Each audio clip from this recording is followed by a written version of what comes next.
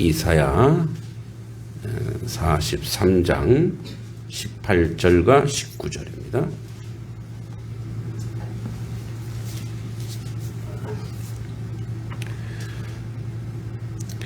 함께 같이 읽겠습니다. 시작. 너희는 이전 일을 기억하지 말며 옛날 일을 생각지 말라. 보라, 내가 새 일을 행하리니 이제 나타낼 것이라. 너희가 그것을 알지 못하겠느냐? 반드시 내가 광야의 길을 사막의 강을 내리니. 아멘. 영상은 말씀을 나누다가 잠깐 보겠습니다. 지금 48분이어서 영상이 정시에 좀 맞춰져 있습니다. 여러분, 수고했다라는 말을 많이 하죠. 수고했다. 한번 옆 사람 인사해 볼까? 앞 사람 올 한 해 수고하셨습니다. 시작. 수고하셨습니다. 고생하셨습니다. 수고하셨습니다. 수고. 수는 받을 숫자입니다. 근데 이 받을 숫자는 이 손, 손의 또 다른 형상입니다. 그러니까 무엇을 받는다는 것은 손으로 이렇게 받는 거예요. 손으로 이렇게 받아요. 의도적으로 붙잡고 받아들이는 행위를 수라고 합니다. 수. 이거는 내가 받아야 돼. 자, 내가 저희 아내가 우리 신혼 때 이제 아기를 팍 재우다가 팔이 아프고 힘들잖아요. 근데 애가 앉아. 애는 여러분 이제 애도 한 2, 3kg 되어도 계속 안고 있으면 팔이 아파요, 안 아파요? 아프죠. 그래서 저한테 아기를 던지면 안 되죠. 이렇게 근데 그걸 받아야 돼. 그럼 제가 나 안 받아. 그럼 어떻게 돼요? 큰일 났죠. 애를 지 애를 왜 안 받아? 그럼 아이고 받죠. 이게 수예요. 그러니까 받아야 돼. 안 받고는 안 되는 인생이에요. 이 숫자예요. 여러분 올 한 해 그 많은 것을 여러분들이 받아야 됐어요. 그죠? 안 받고는 안 되는 일들이 너무나 많단 말이에요. 이제 우리가 그걸 보통 직책이라고 하죠. 어머니, 아버지. 그러니까 어미로서 자식이 아프고 상한 것을 넌 내 자식 아니야. 호적에서 봤어. 딱 끊어내서 그래서 내가 마음 기쁘고 넌 남이야. 이렇게 돼요, 안 돼요? 안 돼요. 그냥 받아야 돼. 내 자식이 효도하면 그 효도한 것으로 기쁘고 감사하지만 어떨 때는 뭐야? 말썽 피면 그 말썽으로 내가 그걸 받아야 돼. 안 받고는 안 돼. 또 남편이 아내가 잘할 때도 있지만 속 썩일 때가 있어요, 없어요? 없나 보네. 있죠. 예, 있죠. 그러니까 또 그것도 어떻게 해요? 내가 받아야 돼. 그러니까 안 받을 수 없는 거예요. 인생에서 항상 우리는 뭔가 받아야 돼. 사명이 됐든 책임이 됐든, 그죠? 받아야 돼. 그래서 그거를 받아야 돼. 근데 고가, 고. 고는 또 풀초자에다가 예고자예요. 여러분, 우리 꽃도 그렇고 자꾸 물을 주니까 이게 살아있는 거지. 이 꽃이나 풀이나 베어서 오래 지나면 어떻게 돼요? 시들고 상하죠. 그게 고예요. 그게 고. 그러니까 인생을 살다 보면은 아주 쓰고 아픈, 괴롭고 고통스러운 게 있어요. 처음에는 꽃을 딱 받았을 때 너무 기쁘죠. 제가 이제 그 학원 교사 생활 하다가 이제 학원으로 갔더니 학원에서는 애들이 지금은 좀 그런 낭만이 없어졌는데 꽃을 그렇게 줘요. 돈으로 주지. 꽃을 그렇게 줘요. 그러면 그걸 버릴 수도 없잖아요. 그래서 야, 꽃 고만 가져와. 응? 꽃을 받아서 이제 그때 고모네 집에 제가 이제 잠깐 기거했었는데 서울에 고모 갖다 드리면 또 고모가 학생들이 준 거라고 꽃을 거꾸로 탁 해갖고 제 방에다가 이렇게 매달아 놨어요. 줄을 해갖고 이렇게 그 천정에다가 이제 향기 날 땐 좋아요. 근데 그 꽃이 시간이 지나가니까 냄새가 엄청 고약하더라고요. 아시죠? 꽃이 시간이 지나가면 그 마르고 하는 냄새가 굉장히 고약해요. 목사님만이 맡은 특권이에요. 아, 그 특권입니까? 그렇죠. 아, 그. 어떻게 이렇게 많은 걸 그냥 시드는 걸 그 냄새를 어디다 맡아요? 맡아보세요, 이제. 예. 자, 그래서 고란, 단순한 고통이 아니라, 아까 받았죠. 받아서, 내가 그거를 받아서 방치하거나 버리는 게 아니라, 품고 내 안에서 오래도록 가지고 있어야 되는 것이 수고예요, 수고. 버릴 수 없는 거예요. 내팽개칠 수 없는 거예요. 그래서 인생은 수고로 점철돼 있어요. 그래서 피하지 않고 받아들인 쓴 시간,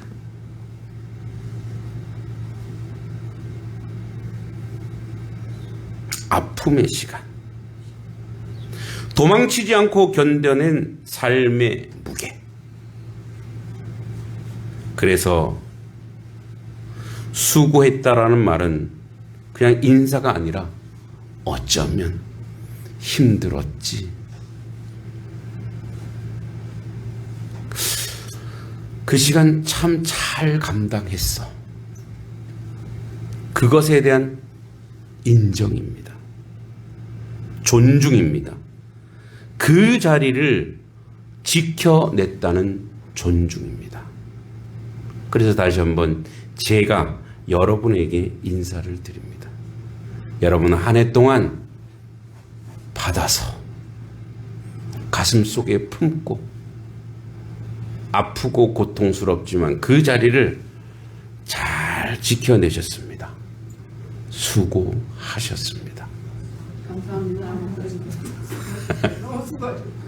수고하셨습니다. 성경에서 권하는 종종 의미 없는 불행이 아니라 하나님 앞에서 받아 안는 길로 나타납니다. 예수님의 십자가도 받아 안은 고난이었습니다. 안 하실 수 있죠. 예수님은 그렇지 않겠지만 천군 천사 동원해서 다 쓸어버릴 수 있죠. 피할 수 있었지만 사랑 때문에 받으신 고통입니다. 그래서 신앙 안에서 수고했다라는 말은 이렇게 번역될 수 있습니다. 당신은 사랑하기 위해, 책임지기 위해, 믿음을 지키기 위해 고난을 받았습니다. 오늘도 우리는 그런 인생을 살며 그런 인생 앞에 서 있습니다. 한 해 동안 수고했고 또 이제 내년에 또 수고가 찾아옵니다. 그런데 이 시간 안에 우리가 살아가면서 와, 이게 내가 수고한 것처럼 여겨질 때가 있는데 사실은 또 그게 아닌 거예요. 예, 이쯤에서 우리가 영상을 하나 보겠습니다.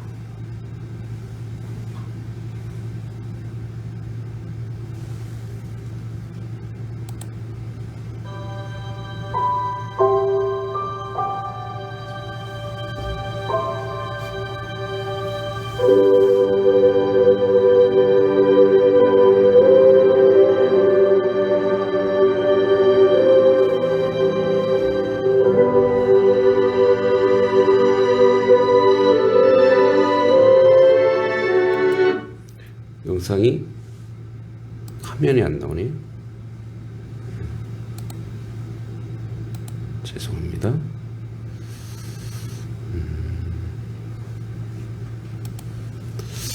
죄송합니다. 다시 제가 영상을 한번 찾아보겠습니다.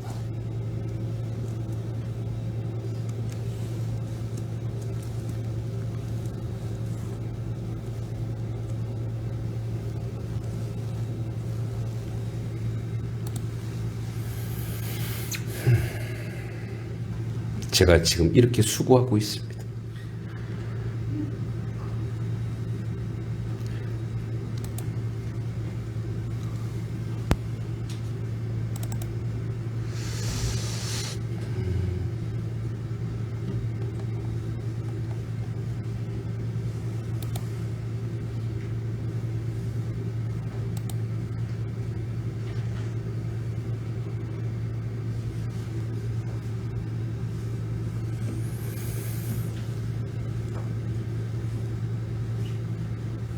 이렇게 2025년에서 2026년으로 넘어가고 있네요.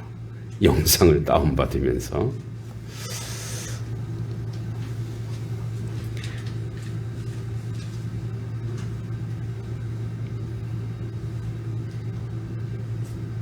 죄송합니다. 사전에 그 점검해서 됐는데 또 이렇게 되네요.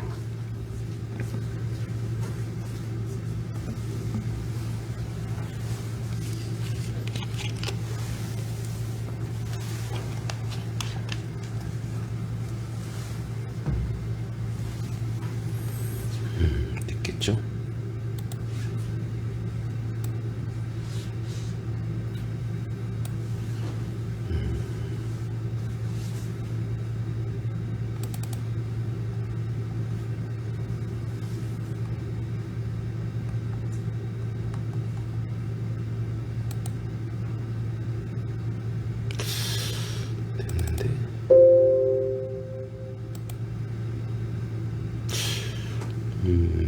영상이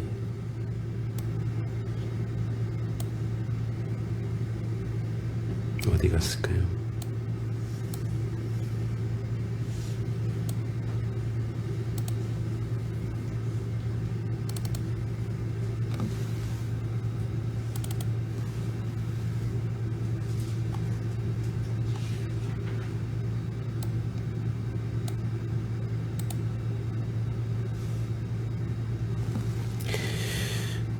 네, 뭐 영상 다운될 때까지 기다리지 말고 함께 그냥 말씀 계속 나눕니다. 오늘은 이제 송구영신 예배라고 합니다. 송구영신, 송구. 옛것이 이제 지나가고 새로운 것을 우리가 받아들인다라고 합니다. 우리가 이 수고란 말은 피하지 않고 받아 아는 삶의 쓴맛이며 하나님 앞에서 존귀한 사실 믿음의 흔적이기도 합니다. 올해도 우리가 수고했습니다라는 말을 했을 때 이 말의 의미는 세 가지가 담겨 있습니다. 자, 여러분 우리가 수고했다고 했을 때 그러니까 보여지는 수고가 있어요. 그죠? 보이는 수고. 그죠? 보이는 수고가 있는 반면에 또 예.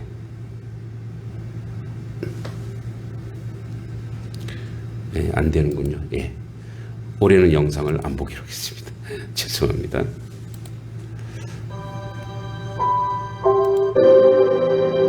예. 자, 그냥 말씀 가겠습니다. 자, 여러분 이런 거죠. 여러분 내가 수고했다라고 했을 때, 수고했다고 했을 때, 자, 여러분이 보여지는 이제 이런 거예요. 여러분들이 목사님 참 수고가 많아. 그러니까 저는 사실 잘 보이죠. 왜냐면 여러분들한테 떠벌리기도 하고 자랑도 하고 막 그런단 말이에요. 근데 여러분 올 365일을 살면서 여러분에게도 수고한 게 있어요. 근데 남이 모르는 그런 수고가 있을까요, 없을까요? 있어요. 남이 모르는 수고가 있어요. 그러니까 보이지 않았던 시간, 말해지지 않았던 아픔. 그런데 열심히 노력했는데 그게 결과로 증명이 안 됐어. 열매가 안 보여졌단 말이에요. 그런 시간들. 사람들은 살면서 늘 성과로 평가를 받아요. 자, 제가 그래도 여러분들에게 조금이나마 여러분들, 아이고, 우리 목사님 수고하셨다라고 여러분이 인정할 때의 내용이 뭐냐면 결과예요, 결과. 그래도 감사하게 제가 상처받을까봐 하나님이 조금씩 열매를 주시는 거예요. 크지는 않지만. 감사하죠. 그런데 그게 없는 사람도, 없는 목회자도 많아요.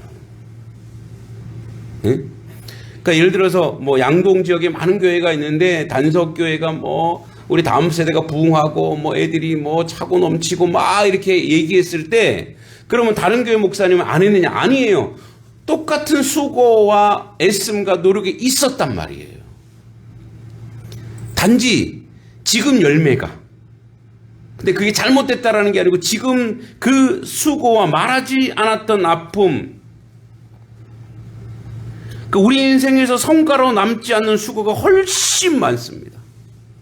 참고 견딘 말 한마디, 포기하지 않고 버틴 하루, 누구 몰래 흘린 눈물, 잘해보려다가 실패한 선택, 지키기 위해 물러서야 했던 결정, 이 모든 것은 기록되지 않았습니다. 그런데 하나님 앞에서는 사라지지 않는다는 거예요. 여러분, 그래서 결국 하나님 앞에서 인정받는 건 뭔지 아세요? 성과가 아니에요. 성과가 아니에요. 어떤 열매가 아니에요. 잘했다 못했다를 따지는 시간이 아니라 여기까지 수고 받아 안아 책임진 삶의 인생이 하나님 앞에서 정직하고 하나님 앞에서 바르며 하나님 앞에서 정말 예배자처럼 그렇게 살아가는 것. 그래서 이렇게 얘기합니다. 하나님 먼저 이렇게 말씀하십니다. 너희는 이전 일을 기억하지 말라. 이 무슨 말인지 아세요? 과거가 너의 현재를 증명하여 과거 때문에 현재가 교만해질 수 있고 과거의 상처 때문에 현재가 고통스러울 수 있단 말이에요. 내가 왜 그런 실수했지? 내가 왜 그런 말을 했지? 내가 왜 내가 이 정도야. 내가 이만큼 가졌어. 내가 이렇게 되었어. 이렇게 과거 이전 일을 기억하지 말라는 것은 기억 상실이 아니라 이런 수고 지금까지 과거까지 그러니까 앞으로 2026년 이제 벌써 2026년이에요. 2026년을 우리가 새 일로 살아가야 되는데 2025년까지의 모든 인생의 과거를 다 짊어지고 그걸 또 짊어지고 그걸 끌어안고 2026년을 살지 말라는 얘기예요. 2025년의 모든 것은 이제 하나님이 해결하시겠대요. 할렐루야. 여러분의 상처, 아픔, 여러분의 고난, 고통, 절망, 이제 그건 하나님께 맡기래요. 그래서 과거가 여러분의 발목을 잡지 말게 하래요. 과거가 여러분을 교만하게 하지 말게 하라는 거예요. 그래서 주님이 말씀하시는 거예요. 새 일을 행하겠다고. 오늘 본문을 역사적 지리적 배경을 보면 이사야 43장은 바벨론 포로기를 배경으로 합니다. 성전은 무너졌고 나라는 사라졌고 백성은 타국에서 노예처럼 살고 있습니다. 이스라엘에게서 이 시기에 이렇게 느껴졌을 것입니다. 우리의 역사도 약속도 미래도 끝났다. 그런데 바로 그 자리에서 하나님은 과거 출애굽을 상대화하는 거예요. 그러니까 이 이스라엘 백성이 항상 자랑처럼 내놓는 게 있어요. 우리는 선택된 백성이고 홍해 바다를 갈라서 온 백성이다라고 하는 그 과거. 그래서 뭐예요? 자기들은 선민이다. 자기들이 우월하다. 자기들이 탁월하다. 자기들이 하나님 보시기에 어떤 민족보다 최고다라는 교만함이 이들 가슴속에 가득 차 있는 거예요. 그래서 이렇게 얘기합니다. 이전 일을 기억하지 말라. 과거의 영광에 매이며 현재를 살 수 없고 과거의 실패에 붙들리면 미래로 갈 수 없기 때문입니다. 그리고 하나님은 선언합니다. 보라, 내가 새 일을 행하리니. 새 일은 상황 개선이 아니라 구원의 방식 자체의 새로움입니다. 즉 홍해를 가르는 방식이 아니라 이제 뭐예요? 사막에 광야의 길을 내고 사막에 강이 흐르게 하는 방식입니다. 이전과 똑같지 않지만 여전히 하나님다운 구원의 역사입니다.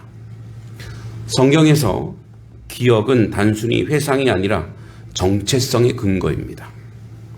그러므로 하나님이 기억하지 말라고 하실 때 그 기억이 너를 규정하지 못하게 하라. 그러니까 어떤 기억이 너를 결정하는 것으로 살게 하지 말라는 거예요. 그러니까 우리는 이렇게 해요. 우리는 우리 속에 많은 기억들이 있어요. 자랑스러운 기억이 있어요. 그리고 부끄러운 기억이 있어요. 근데 이런 기억들 때문에 내가 규정되는 것. 특히 남이 나를 그렇게 보는 것은 두 번째고 내가 나를 그렇게 규정하는 거예요. 나는 아무것도, 나는 늘 실패자야. 뭐 애들 말로 나는 루저야. 나는 뭘 해도 안 돼. 나는 공부도 못해. 나는 이것도 못해. 나는 인간관계도 못해. 실패가 너를 규정하지 못하게 하라는 거예요. 그럼 무엇으로 우리가 규정되느냐? 말씀으로 우리가 규정되어야 될 줄 믿습니다. 우리는 어떤 존재냐는 거예요. 삶의 내용으로 우리가 만들어지는 것이 아닙니다. 여러분의 삶의 모든 내용을 가져다가 여러분을 딱 규정하면 뭐예요? 뭐밖에 안 남아요? 죄밖에 안 남아요. 그러나 우리를 규정하고 우리가 어떤 존재냐? 하나님이 사랑하는 그 한 사람이 나다라는 거예요. 예수께서 십자가에 못 박아 자기가 자기 뼈를 가르며 죽어가면서 건진 한 사람이 바로 나다라는 거예요. 여러분, 그래서 그리스도 앞에서 이 세상에서 가장 존귀하여 이렇게 얘기합니다. 천하보다 귀한 영혼. 우리 그럴 때 있죠. 내가 무슨 천하보다 귀해.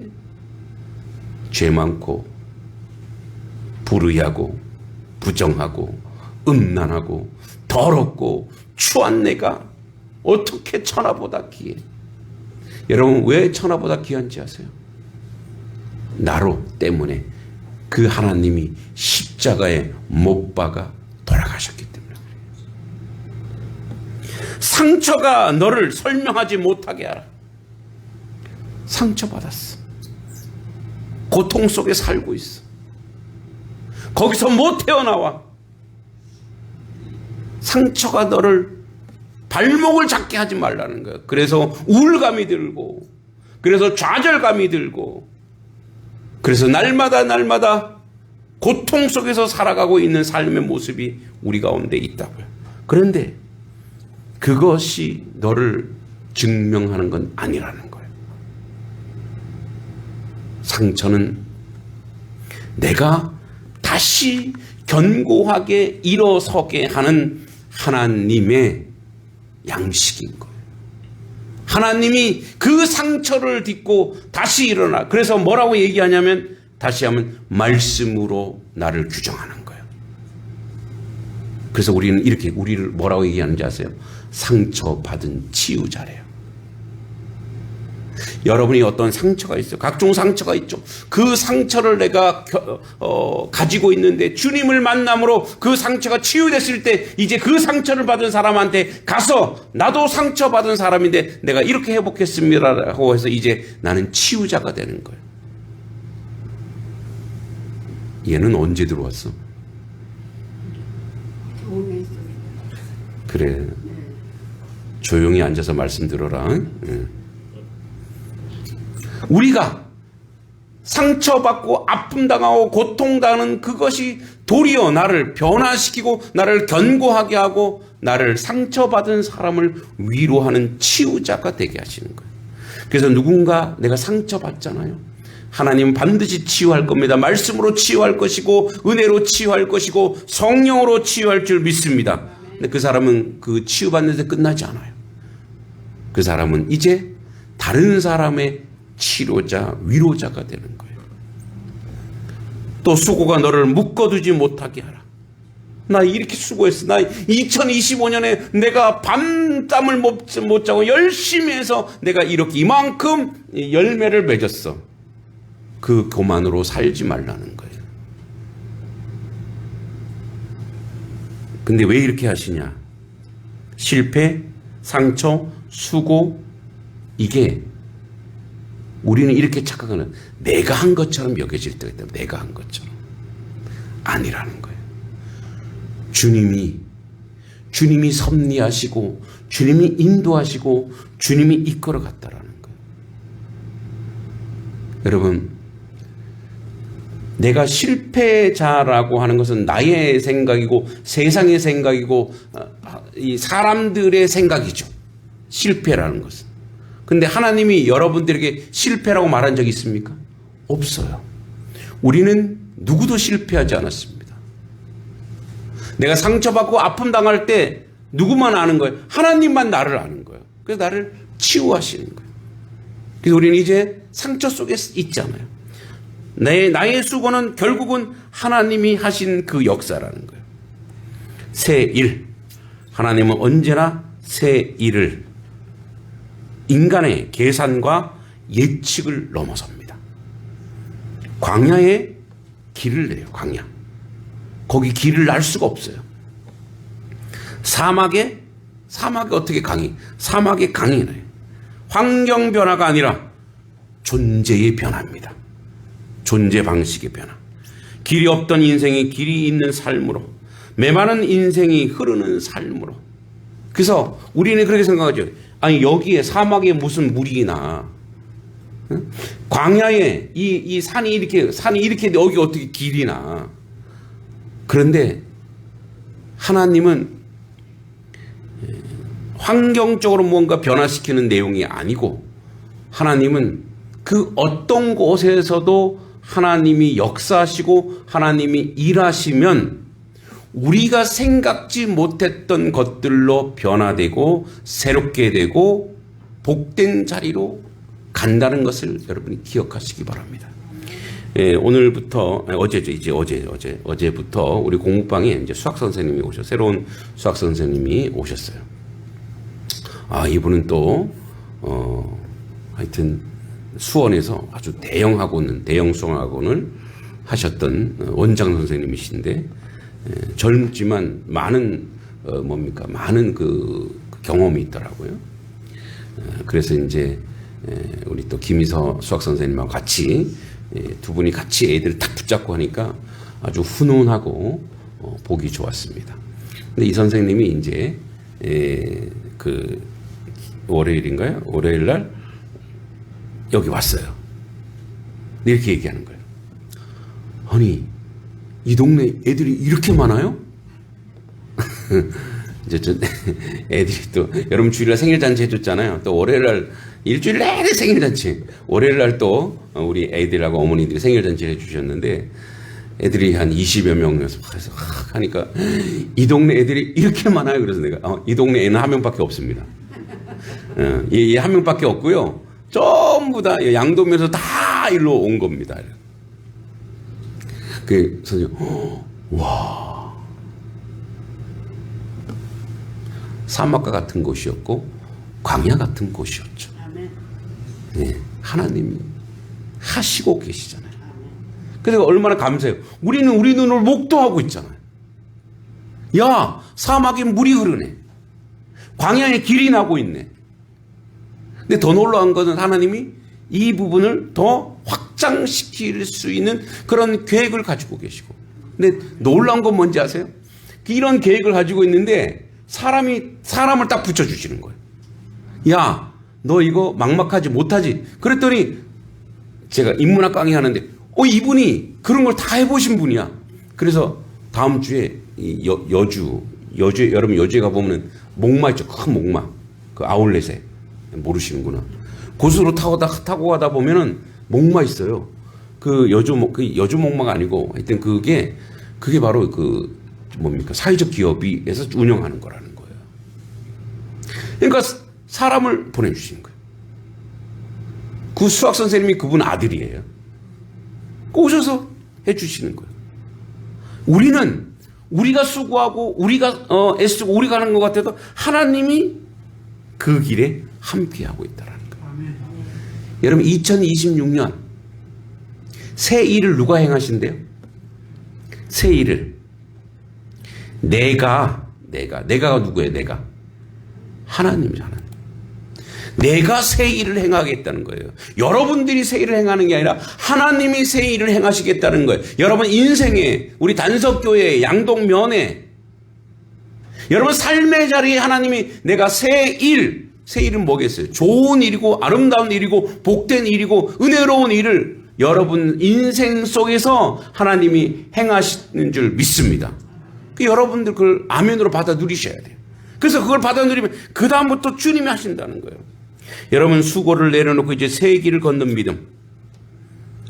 2025년 잘한 것보다 못한 것이 먼저 떠오를 수 있습니다. 감사보다 후회가 많을 수 있습니다. 여기까지 온 것보다 여기서 멈춘 것이 더 크게 느껴질 수도 있습니다. 근데 주님 말합니다. 너희 수고를 내가 안다. 그러나 그 수고를 들고 새해에는 오지 말고 새 일을 나로 하여금 그 새 일을 하겠다는 거예요. 하나님의 말씀하신 가장 결정적 새 일은 예수 그리스도 안에서 주님이 이 일을 행하시겠다는 겁니다. 아버지, 이 예수 그리스도의 새 일의 결정적인 내용이 뭐냐? 우리를 죽음에서 건지실 뿐 아니라 우리를 실패했다고 사람들이 얘기할 때 승리자로 만들어 주실 것이며 우리의 상처와 아픔을 예수 안에서 주님이 온전히 치유하여 이제 치유자가 되어 그 하나님의 사람으로 사용될 것이며 혹여 우리의 삶의 자리에 교만하게 행했던 모든 것들을 겸손하게 내려놓는 그런 하나님의 사람으로 세워가실 줄을 믿습니다. 예수 그리스도의 새 일은 십자가에 무너진 그 자리에서 부활의 완성이 있기 때문에 그렇습니다. 숫자는 바뀌지만 하나님은 바뀌지 않습니다. 분명한 것이 있습니다. 2026년 벌써 하나님은 새 일을 준비하시고 시간 안에서 우리 가운데 역사하시는 주님은 모든 시간, 모든 물리적 시간, 크로노스의 시간에서 우리를 카이로스의 시간으로 하나님의 시간으로 우리 인생을 올해 2026년을 여러분 인생의 새 일로 바꿔 놓으실 줄 믿습니다. 그 새 일에 여러분들이 승리하고 동참하여 올해도 작년보다 더 크고 놀란 역사가 여러분 인생 가운데 있기를 간절히 소망하고 기도합니다. 기도하겠습니다. 자비하신 아버지, 은혜를 감사드립니다. 하나님의 긍휼하심과 하나님의 자비하심으로 새 일을 행하시는 주님을 찬송하며 새 일 가운데 서가는 하나님의 자녀가 되어 하나님의 백성으로 온전히 살게 하여 주시고 하나님의 긍휼하심과 자비하심으로 말미암아 아버지 이 새 일을 통하여 응답받는 하나님의 자녀 되게 하여 주시옵소서. 예수님의 이름으로 간절히 기도하옵나이다. 아멘.